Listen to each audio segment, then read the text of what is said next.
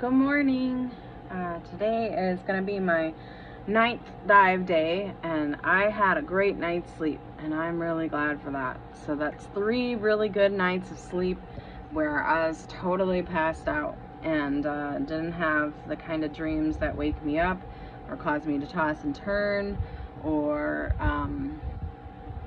just make me unrested unrested when I wake up. I actually had a really cool dream about being in outer space and being on an intergalactic journey. I took some notes about it. It was a wild ride. And then I had kind of a practical dream about wanting to pull my daughter out of public school and put her back into private school. Nothing major, just mom stuff, mom problem solving stuff. So anyways, I wanted to take some time this morning to talk about how my PTSD symptoms have been improved. And so I'm going to go through it a little bit, and this is for mostly the purposes of research, but it's also to see how far I'm coming, and so I think it could be beneficial to do that at this point, and then of course later on as the journey continues. So when I first came here, or 2 months before, in the beginning of planning to come here, months in advance, I kind of went through a list of my PTSD symptoms, and so I'm going to go through those just as quickly as I possibly can, because I know it's not the most exciting stuff to hear about, but it'll be good for research purposes. One of the symptoms that I have experienced is recurrent unwanted, well, actually let me back up. I'm going to back up to what happened to me. So, and I'm going to be brief about that. I have kind of shared that. Sorry, I'm juggling a computer with this right now. I've kind of shared about this in earlier videos, but not since then. So I'm going to point the camera at the water while I do this, because I think that's a much more pleasant thing to be looking at when talking about something that's kind of distressing. So I, before the age of 18, lived with someone who was depressed and mentally ill, all while growing up. I lived with someone who abused illegal substances and alcohol, actually 2 people.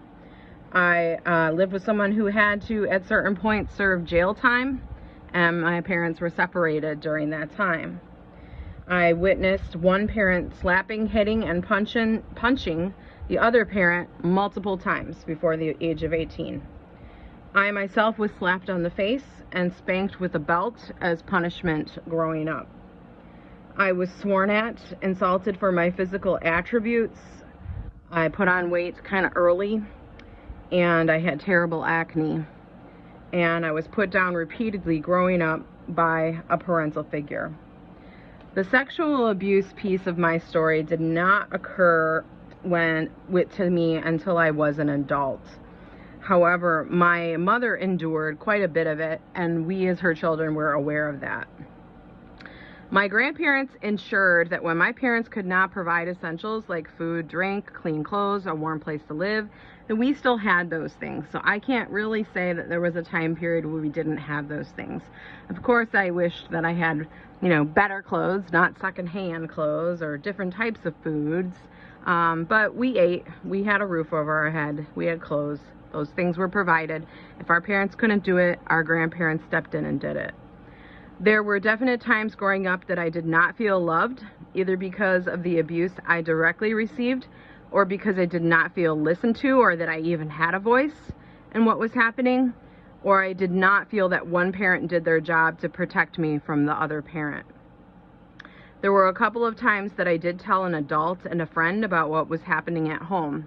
I told my grandmother, who said she was just getting too old to take on handling something like this, and that I would need to tell a school teacher about it.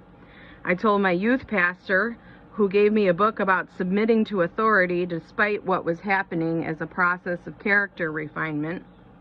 I told my best friend, and my sister's family knew, and they did try to adopt me, but it just didn't work out.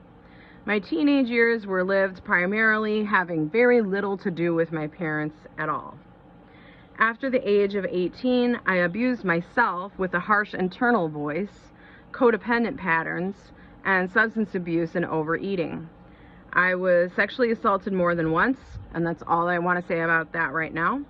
I allowed myself to be with partners with severe addictions, codependency patterns, and abusive patterns. Not a single person I have been in a relationship with has not had some type of a problem along those lines. I have struggled with how to have relationships with family members who were perpetrators of abuse or simply did not take action when they knew abuse was occurring.